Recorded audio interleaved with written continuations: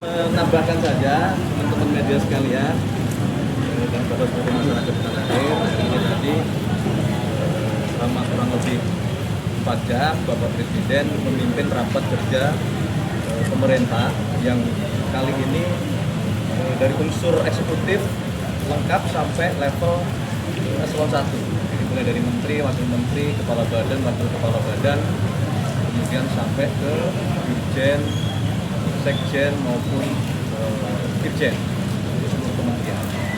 Nah, hari ini beliau memberikan pengarahan, memberikan guidance, sekaligus juga mengucapkan terima kasih kepada seluruh jajaran unsur eksekutif dan pemerintahan karena selama 1,5 tahun ini setelah banyak program-program pemerintah yang dipimpin oleh Presiden Prabowo dan Wakil Presiden Mas Gibran Raka Buming Raka yang telah menunjukkan hasil-hasil yang cukup signifikan, meskipun tentu saja belum menyelesaikan seluruh permasalahan yang kita hadapi. Sehingga hari ini beliau menganggap penting untuk memberikan briefing, menyampaikan terima kasih sekaligus menggugah dan memaparkan bahwa kita harus sama-sama bekerja lebih giat lagi, lebih cepat lagi, lebih produktif lagi, lebih efisien lagi, kurangi kebocoran dan seterusnya. Ini makna dari pertemuan kita pada siang sampai malam hari. Berkenaan dengan masalah isi atau substansi dari pertemuan, saya tidak ingin mengulangi karena tadi Pak Menko Ekon, kemudian Menteri Keuangan, kemudian Menteri SDM, kemudian juga Menteri Pertanian, Menteri Kelautan diminta untuk memberikan paparan-paparan singkat terhadap apa yang sudah kita capai dan rencana-rencana kita ke depan. Intinya salah satunya adalah kita harus mempertahankan dan meningkatkan swasembada pangan kita karena yang berhasil baru di bidang beras. Nah, kita ingin menuju keberhasilan komoditas pangan selain beras termasuk protein. Protein salah satunya adalah yang berbasis dari ikan. Lalu betapa pentingnya program-program prioritas kerja pemerintah di bidang kelautan dan padi. Kira-kira itu yang dapat kami sampaikan. Terima kasih teman-teman media dan wartawan. Untuk negara yang mau dikunjungi selanjutnya oleh Pak Presiden mungkin Mas? Nanti akan kita umumkan bersama. Perkiraan berangkatnya? Perkiraan berangkat?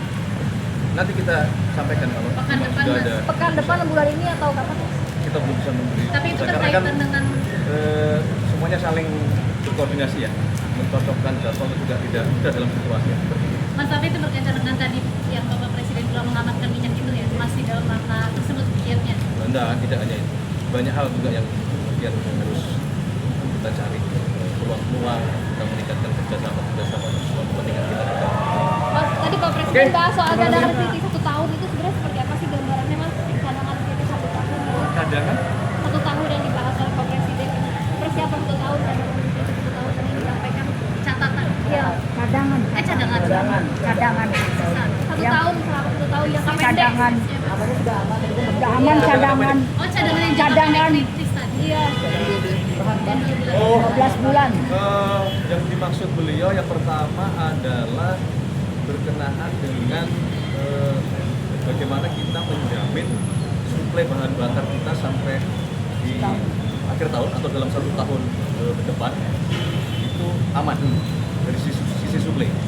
Jadi kalau kita bicara strategi, kita berharap kita harus mampu mengamankan dalam paling tidak 1 tahun ke depan.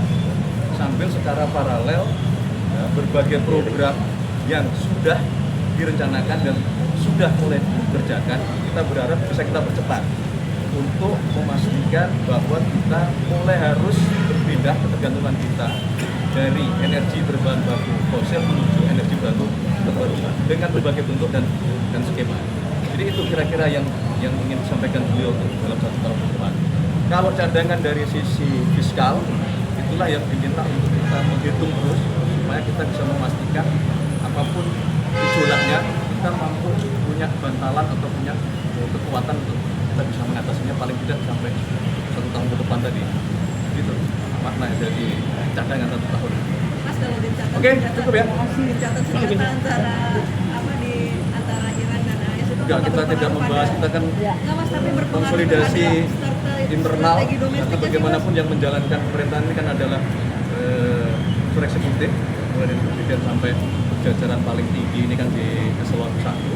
Nah inilah kita menyatukan frekuensi, menyatukan pemahaman, menyatukan tekad, menyatukan semangat untuk bekerja semata-mata semua demi kebaikan bangsa dan negara dan masyarakat. Baik, tugas Mas. Terima kasih.